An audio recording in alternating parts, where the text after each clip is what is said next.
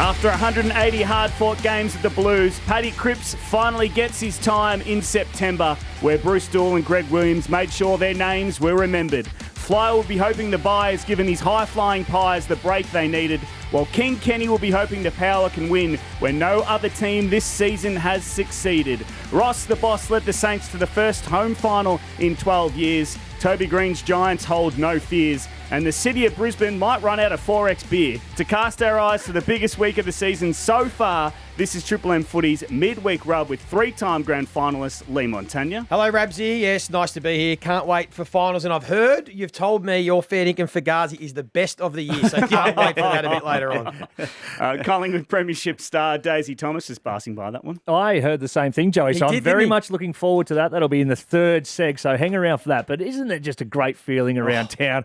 The sun's come out for at least 2 days, and just the buzz, the electricity that's in the air. Finals footy's here. How bloody good. The bins are out for longer. And the king of September himself, Damien Barrett, is here as well. Hello, Rabsy. The sun's out, but the wind's out too, Dace. Yeah, and the rain's forecast. Do you trust the weather, though? No. When's the bomb ever got it right? Never. Is it going to rain really? There's a 50% chance of there being no rain. Is the usual line they've put down. That's right, because all I've heard, Damo, all week is it is going to be hailing and thundering and wind. And are we going to get that, or is it going to end up being okay? Look, I think we'll get some on the Thursday. That did seem to be the long-range one. But just in that context, does it actually matter if it is the isolation of the Thursday game, does it matter to the result of that game, given how well the MCG does drain and how well most teams prepare to be good inside and in tight, where the game would bring? I think if it rains during the game, that's a different proposition. If it's before the game, the ground tends to dry out pretty quickly and the players adapt. But the sort of the big one, Collingwood and Melbourne, with their defences and how you need to move the ball through them, if you're just winning contests, kicking it long up and down the line, I think it's obviously going to play into both hands with great defences. So that changes the dynamic of what the strategies will be going in, I reckon. There'll be some arm wrestles, but it's more for the fans. Make sure you rug up. 95,000 on tomorrow night. There's going to be 90,000 Carlton. I mean, there might be, 10, 15,000 South Melbourne, Sydney supporters, and then there's going to be probably 75, 80,000 Carlton supporters going off their tree. And then what number we got for the St Kilda game? They think between 65 and 70,000. That's a good number. That's a great number. Yeah. Where are huge. all your Saints fans, though? They're all coming out of the woodwork slowly. Seaford. They're still at They're still Seaford. coming. There's a few around Brighton that have all bought their scarves out. And even the ones that weren't really keen about Ross Lyon coming back, they're all starting to slowly jump back on the bandwagon. Have you stopped talking about Seaford and how it was such a bad place to be and how it destroyed the footy club and how there were no coffee shops? And sent the housing market through the floor. You know what I've realised, Dave? I've seen a group of players sook it up, though, as much as those Saints guys. Moaning. Go to Seaford. Can I put this into context? So this year is the St Kilda 150th year celebrations, and we're going to be around for another 150 more. And in about 100 years, someone's going to bring up and go, remember that 5-year period that they went to Seaford? And I'm going to be, that was right smack bang in the middle of my career. How flattening is that going to be in over 300 years of footy? There's going to be a 5-year window at You could have embraced it, and it might have become the greatest place and home of an AFL club if you wanted to embrace the whole region. We tried to embrace it, Damo, except the kitchen was right next to our meeting room. We'd have our meeting at 9 o'clock every day. And you're not bitter about it. We'd hear the staff would be having their morning tea, chit-chatter, and we're trying to have our team meeting. Couldn't hear a thing. It was polarising. We were obviously down there in the glass house, so we'd go for a walk around the tan and we had 15 different meeting rooms, but Seaford sounds delightful. Jeez, you sooked it up though, Joey. You still personally. Is. You talking about 100 years. I still don't care. I learnt that the McDonald's coffee was fine because that was the best coffee shop around there. That was all right. That is good coffee. We asked you a couple of weeks ago, Damo, are the Saints getting the kudos they deserve now this season? Yeah, well, I don't. Again, you can have your opinions whether you felt they were going to be there or not. And I put my hand up. I didn't think they were going to stay there once they started as well. They got there. I don't think they've missed any kudos. I think people are just still reconciling their own views with how do they get there when there's some good teams like Adelaide Crows. How have they not made it when St Kilda has? And I think that's a testament to St Kilda. And I think that's actually a plaudits for them. It's as opposed to a negative, which some people, and you're probably right to ask the question, Rabsy, but I just don't see it that way. I just think full marks. Should Triple M be claiming more credit? We single-handedly turned Ross into a super coach again. He came out of the game and now he's gone back in after having a couple of years here, having a laugh, seeing the lighter side. The complete different, cuddly, humorous Ross. He does just stolen one of my Fugazis. Oh no. I thought you said they were going to be good. I was just... Well, we'll leave that alone then. I'll reserve what I was about to say then for Fugazi's. We'll come back to that one. We'll come back with your news next, Damo, because there's plenty kicking around, including the return of Bomber Thompson to the AFL fold. This is Triple M Footy's Midweek Rub. Joey, Daisy and Damo. Fair Dinkum or Fugazi still to come, and our predictions for the first week of the finals. But right now it's time for some news, Damo, and Bomber Thompson is back in the AFL fold. He is, Rabsy, and that has come via the invitation they've given him to present to the premiership-winning coach on grand final day itself in the official ceremony post-match, the Jock McHale medal. I think it's a really nice touch. Obviously had a lot of opinions about Bomber Thompson and the Essendon situation, as a lot of people did, and he had equally the amount of opinions back coming the other way.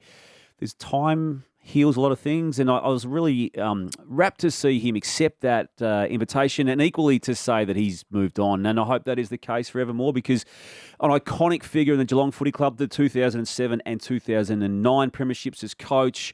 Prior to that, a key member of the Bombers' success as a player. A great football person, nice moment. Absolutely. Obviously had some issues and indiscretions off field, but who hasn't really? So it's nice of the AFL to invite him back and almost support this going forward now. I think the fact that we can get other players and older players and or coaches back in and around it, even if they had a stuff up or two. Yeah, well said. AFL open their arms. We do it really well to welcome people back. He's been a great coach, a great player, and I think he's fitting. So well done to him and the AFL. It's nice acknowledgement too, isn't it? He will do the McHale medal. Chris Judd will do this year's Norm Smith medalist, and Joshy Kennedy, the Swans. Josh Kennedy will be the ambassador for the Cup throughout the whole series. So it's just a good way of keeping the greater names involved in the point into the season. Brodie Grundy. Brodie Grundy, guys, we've known now for some time. He won't be at Melbourne, and it's just a matter of where. I believe it will be Port Adelaide. They met with him. It was Kenny Hinkley, Connor Rosie, Zach Butters. Mitch Cleary reported that last week, and that was the case, and no one's commenting around it. The Swans, I believe, have also met in person, and if not in person, they've certainly ramped up their approaches to him.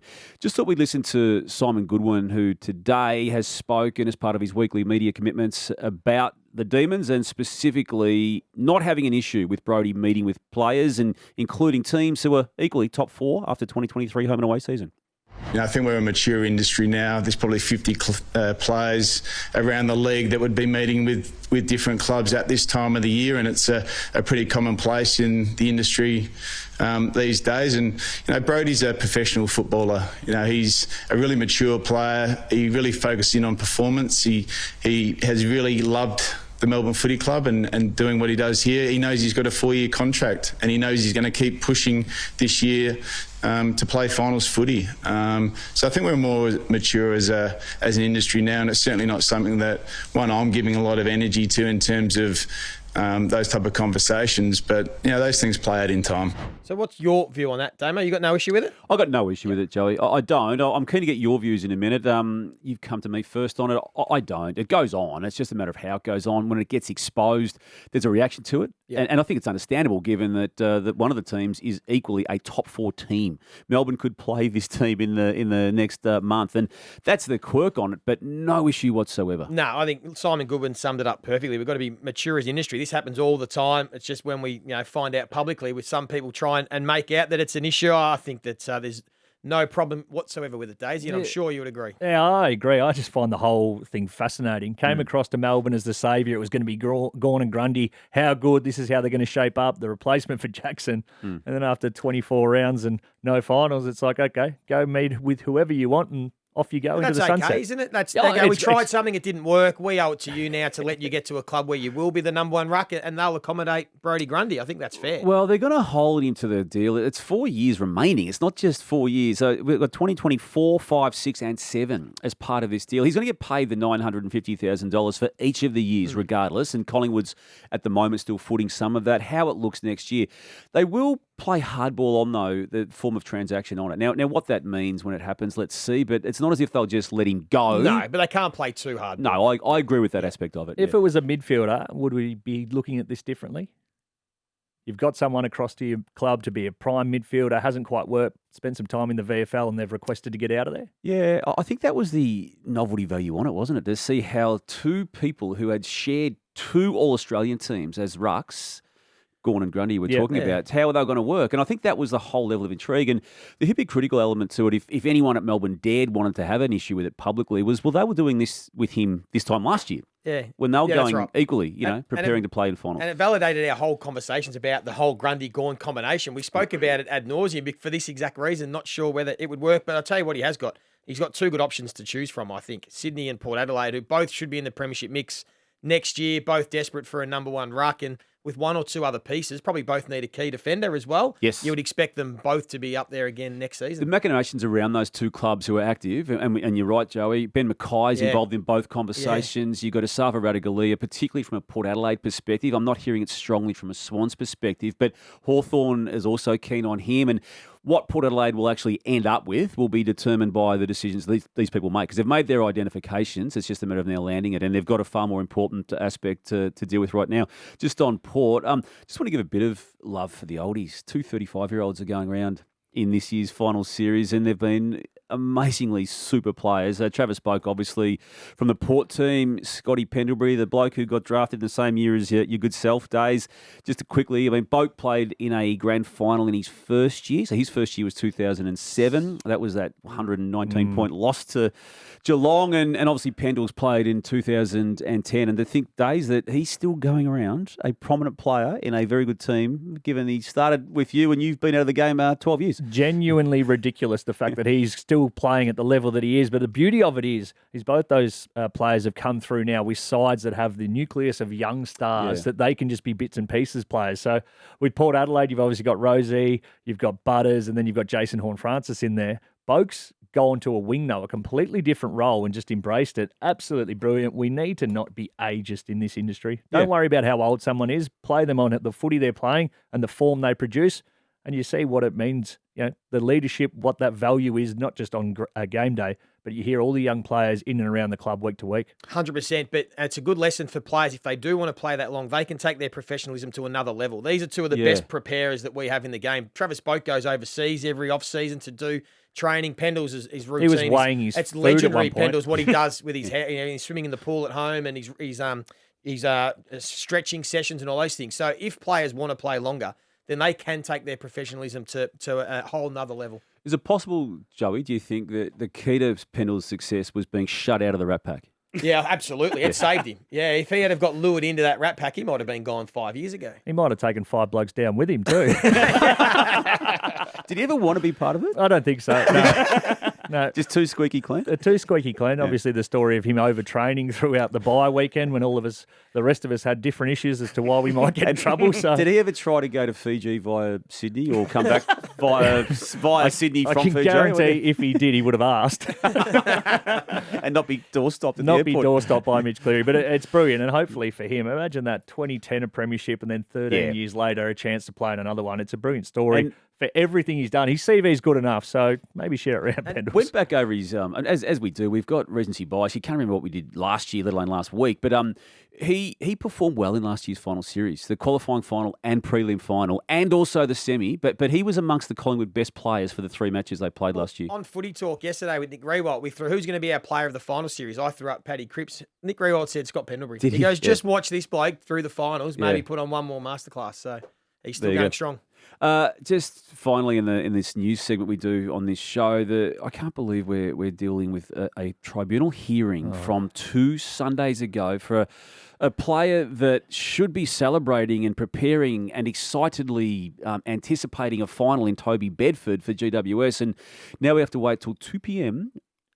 Thursday, which is the Thursday 2 Sundays removed from the incident of hitting, and I think it was quite inadvertently, Zach Fisher of Carlton. Why wasn't it held last week? People were unavailable. So- and depends if so you the- want to listen to the AFL are the taking a AFL's holiday. version or GWS's version. Yeah. But people, either way, the game needs to run itself, I think, properly. And you cannot have the whole competition shut down for those in the finals and subject Toby Bedford for a situation that is now having him stressed for the entirety of this Has to period. get off. Well, that's the other issue. The other yeah. issue. He should get off. But Damo's been on this all year long. Yeah. This system needs an overhaul. The whole system, the way we go about the tribunal and the appeals and the MRO, Laura Kane, one of her big jobs, needs to overhaul this system. It's the second time it's happened. James Sicily's McCluggage tackle, it was heard after the completion of a full round of footy. I know Hawthorn was in the bye period for that round in question, but to allow a whole fresh round of football to be played before you determine an incident from a previous round, it has to be the first thing that they fix up next year. Get your predictions for the first week of the finals very soon. But right next, I should say, coming up next, it's Fair Dinkum or Fugazi and Triple M Footy's Midweek Rub. 4 massive finals to come, kicking off tomorrow night. We'll get your predictions coming up next. But right now, it's time for this.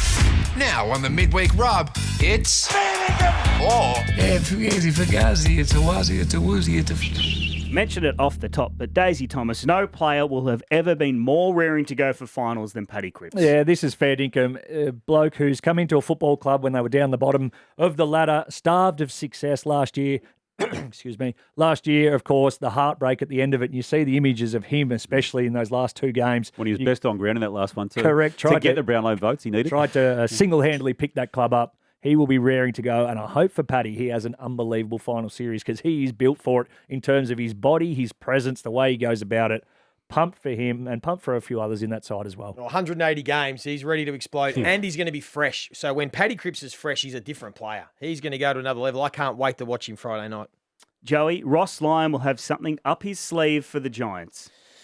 That's Fair Dinkum. I'm sure he will. What is it, Joey? I don't know what it is, though. I'm not sure what it will be. Look at this poker face. Well, I just think a coach that's had, 11 days to sleep on it and try and stop this Giants team that have won 10 of their 12. We'll touch on it later, but they are flying. I'm sure Ross will have something up his sleeve. I just don't know what it is. Just on that, before you move off it, when you say that, he is talking about a real wildcard option or just drill down on an aspect of what's got him here? Drilling down on one specific part of the game that he has identified will be the difference to winning or losing the game. I think that'll be Toby Green. So that'll be the wild card. Watch where Ross does and what he does with Toby Green. So, and not just with one player? Not just with one player. Maybe with one player, maybe with player B. Just wait and see that one. Nothing untoward, you're suggesting? No, not at all. Just a serious amount of planning going in. Damo, whoever wins tomorrow night between Collingwood and Melbourne is the flag favourite. That's fair dinkum. I don't actually agree with that, but I can see why you've posed that question. I think a lot of people feel that is the qualifying final that sets up that team for a run through in the ideal way. Because whoever loses, it's got potentially Carlton, which of those bottom 4 teams at least presents going into the first week is the most dangerous. And then a trip to Brisbane or Adelaide. After that. Yeah, 100%. Whoever wins this game is then the favourite in the prelim and then would probably be favourite on grand final day. So you would have to say that is correct. Joey, Sam Powell-Pepper will win Port a game this final series. Will win Port a game. No, that's Fugazi. That would be amazing if he did. I think he's another one built for finals. Loved his year. Tough as they come. I don't think he's necessarily going to be the match winner, but that's all right. You're allowed to throw that question in. I just dismissed that. Yeah, well, what do you want me to say? I can't say fair income. I love the fact that he could either win you a game, but also the chance to lose you the game as well. That's the watch. Daisy, GWS are the most informed team heading into the finals.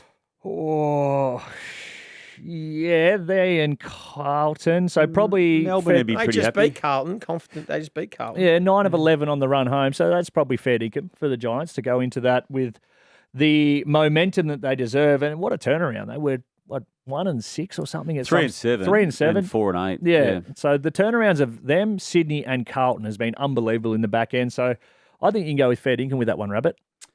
Damo, after he invested as much as he spoke about it, Steve Johnson will have made an absolute packet on Toby Green being All-Australian captain. Can you get on for captain? No, you can't.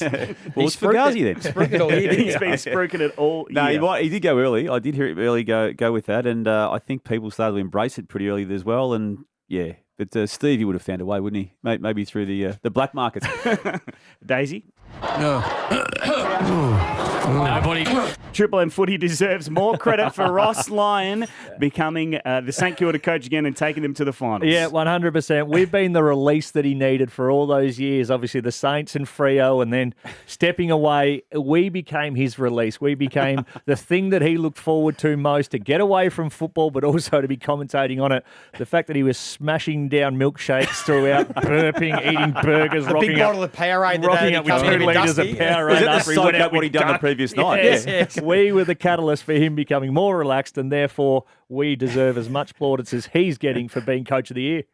He's warmed, hasn't he, Joe? Absolutely, he's warmed. Yeah, he's understood the media, and he's a big fan of the Sunday Rub still. So he does tune in, and he listens to Daisy and Stevie and gets some insights and takes them on board.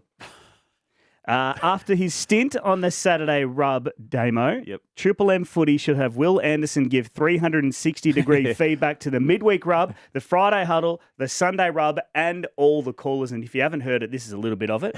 Which brings us, well, let's talk about Hutchie, to Damo's cooking show. Reheated. He does it anyway. Yes, like this. And sponsored by Cobram Estate. He does it himself, Jim. He does not. In the words of Lordo, Damo, you got that one wrong too. Proves there's nothing Hutchie can't sell. And a lot of people think it's weird that Damo's doing a cooking show sponsored by Cobram Estate, but it makes sense to me because Damo's nickname at high school was Extra Virgin. Had another line there too about me doing the sounding board with Hutchie where he was sounding bored. So, no, he ripped us apart. Yeah. And if you include that list of people that he should do, Rabsy, that Will should do, include the panel operators like yourself. Yeah. too. Oh, yes. Yes. He's got nothing on me. I'm going to show you this. The Digi Boys can put it up. Daisy Thomas, the Norm Smith medal needs to be redesigned. They have done Norm Smith dirty on that medal. Well, it's a fair assessment. One is normal size, and the other one's a genuine wing nut. He's got a salad. Describe it. Think of sort of... For a man who's got good hair yourself, that's good hair. Think of Tim English crossed with Bailey Fritsch with a middle part. It's sort of got that Nana hair vibe, but then parted down the middle with a lot of gel. They should have a look at that, the AFL. Right, finally, Josh Kennedy's turn as Premiership Cup ambassador will look a lot different to John O'Brown's and Stevie J's Joey Montagna. Well, that is fair dinkum. First of all, he's a much better looking man than those two. He's very smart, suave and smart and cool. So I think he'll do it his own way. He'll do it nicely. Bit drier and a bit less cashies on the side. No, he still might cash in. What won't be as dinged up when it I don't think he's dinged up. Yeah. 4 massive finals kicking off tomorrow night with Collingwood versus Melbourne from the MCG. We're going to get your predictions and a deep dive next on Triple M Footy's Midweek Rub. Righto, it's the part of the podcast where everyone has stuck around to get your thoughts on the big finals kicking off tomorrow night. Collingwood versus Melbourne at the MCG in front of 95,000. Who is winning this game, Joey Montagna? Well, I have done the prep on all the games and looking at how the game will be won, and the conditions are going to be a factor. So the biggest issue for me, the Collingwood-Melbourne game, will be the territory game, which half the game is played in, because Melbourne are the best team in the comp at playing it in their forward half, and Collingwood have been the best team at scoring from their back half. So that's going to be the battle. Can Collingwood get through Melbourne's team defence and score? Or will Melbourne, like they did against them in the round 13 game, lock it in their forward half and not allow Collingwood to get out? So that's going to be, in simple terms, how I think the game will be won and lost. And for that reason, with the conditions taking in consideration, I think Melbourne will lock it in their front half. It'll be too hard for Collingwood with the weather to transition and play their very best football that we've seen. And I think Melbourne win in a close, low-scoring game. I'm keeping an eye on this one on the ruck battle. Max Gorn, we know how brilliant he's been all season as that number one banana. We've seen him do it throughout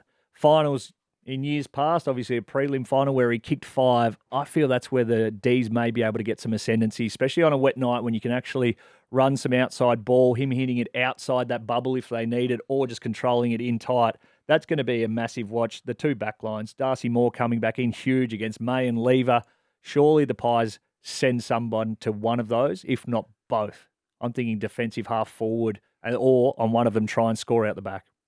Your prediction then? I'm going to tip the Pies. Ooh, so 50-50. Damo, who is one player that could break this game apart? To me, Jordan De Goey, Rabs, he loved what he did in the 2018 surge. I thought he was good last year too. He played well in big moments last year as well. And while Melbourne's got probably more options in the midfield in that high and explosive sense, I just feel he's primed. And I'm tipping Collingwood for that reason. Friday night at the MCG, again in front of 95,000 plus. One of your old sides, Carlton, Daisy Thomas, come up against the Swans. Yeah, they certainly do. First time in finals since 2013, so a long time coming for a lot of these players. The Swans obviously have the experience on their side in the big games from what they did last year and years past, making it obviously to a grand final. How important is that right now?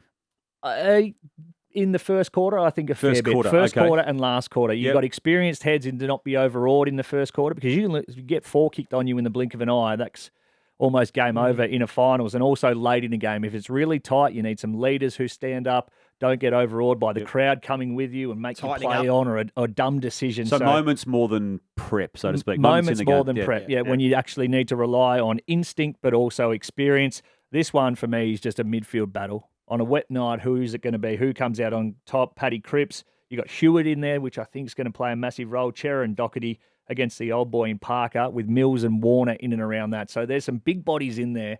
That's going to be an unbelievable game. I can't tip Carlton because I told you I wouldn't. So I'm going to be tipping Sydney, but praying that the Blues get it done. I like it. This is simply two contrasting styles. So over the back end of the season, Carlton are the best team at winning clearance and scoring from clearance. Sydney are the best team at winning turnovers and scoring off turnovers. So to Daisy's point, if Carlton can absorb Sydney's pressure, because Sydney are the best pressure team in the comp, and handball their way through and get out from clearance, Carlton will get the game on their terms and they'll win. If Sydney can apply that ferocious pressure and strip Carlton and win the ball off them and challenge them defensively, Carlton have been had a weakness with their ability to stop that off turnover. I think the Swans can win. But in saying that, I think the Carlton around the footy have been so good the back end of the year. They're too strong. They're too tough. I think they're ready for this occasion. I don't think they'll be overawed, and I can just see them being too brutally big for Sydney and win this game. First two finals, you boys just can't split. Damo, who are you keeping your eye on here? Is it your man, Chad Warner? No, it's going to be the obvious one here, Charlie Curnow. I don't care if it's going to be raining all night. He's still going to be the man who determines the result in my eyes, and he's capable of kicking 6 or 7 in the wet as well. So I reckon he's primed for this. If you talk about Paddy Cripps being ready for a final, this guy is too. Yep. The Saints have their first home final since 2011, Joe Montana. You played in that game. How are they going to go against the Giants? Well, they've got to stop the Giants' transition run. They are the hardest two-way running team in the competition with their elite Whitfield and Lockie Ash and Canelio and Kelly and their half forwards. I know Bedford's not playing, which is a big out, but as we speak, he's not. As we speak, yeah, you're right. There's an appeal tomorrow. So can St Kilda stop that transition run and affect them with their scoring, with their own pressure and their numbers around the footy? This is where I think Ross will come into his own. He will find a way to clamp down defensively and not allow the slingshot from the Giants. And I think they will find a way to, again, win this in a low-scoring battle at the MCG and head to the second week of finals. The scoring's the interesting one. Talk about contrasting styles. In the last month, the Saints kept their opposition to 65 points per game or less, whereas the Giants, they piled on in their last 4, an average of 109 points per game. So this is genuinely defense be offense, and more often than not, defense wins these games. You're coming with me? No, I'm going to tip the Giants more often than not. But it's just something about the Giants and what they've been able to do in the back half of the year. I still don't give St Kilda credit for how good they've been. Haven't been out of the 8 all year, but there's just something about me that says at some point someone's going to get a hold of them, and I think it may be the Giants. 3 split finals already. Damo, who's breaking this game apart? T Green, but it's the Tom version. I'm going to nominate here. I just feel he's had a really, really good year. He missed a little bit of footy in the middle of it with an injury, but outside of that, and particularly late, he's just come of age if he hadn't already, and I reckon he's primed. The hardest road trip in footy is heading to the Gabba against the Lions. Daisy, can Port topple Brisbane? Yeah, I think they can in this one. It's going to be a fascinating contest as well. This game, obviously, I work for a company that indulges in line betting and whatnot. This is the biggest line of the weekend. So 14.5 it goes up as Port outsiders. I think they're right in this, up to their genuine eyeballs. I think the deck at the Gabba is going to suit them. It's not too dissimilar to Adelaide Oval in terms of the speed you can keep on the ball. And their midfield coming up against a wiser, maybe more seasoned, but I think they can get them on the spread in Rosie Butters, Jason Horne-Francis as well. I'm going to tip an upset in this one, and I'm going with Port, with Brisbane feeling the weight of expectation on them up at the Gabba. Gee whiz. This big storyline if that goes down that way. This is big for me. Both these teams have vulnerabilities defensively. So Port Adelaide, when it goes inside their defensive 50, they're the worst team in the comp at winning one-on-ones. And they're only below average when the ball goes inside their defensive 50. Brisbane have some issues with their team defence. If you can move the football on them and not kick straight lines, because straight lines is what they want. Harris Andrews down the line, and they can control the game. But Port Adelaide are a very good kicking team. So they might test Brisbane with their offence, but I can't see Brisbane, who have lost 3 games out of their last 34 at home. I can't see them dropping a final at home. I think their midfield will just be a bit too good, led by Lachie Neale. Brisbane win this game. You wouldn't read about it. All 4 finals split between Daisy and Joey. Damo, who do you like in this game? I like the Lions, and if that's going to go their way, Big Joe Danaher will be the person of interest for me. He, even last year in the first final, didn't have a kick all night, then kicked the winning goal from the goal square off the ground. He's that type of player. He's going to need to do it more consistently in this game coming up and for the remaining matches this year, but he's had as good a year as he's had in the system, I reckon, and he was unlucky not to be All-Australian. I understand why he wasn't. The 3 forwards who made it, key forwards who made it, were all deserving equally, but I think he's the man.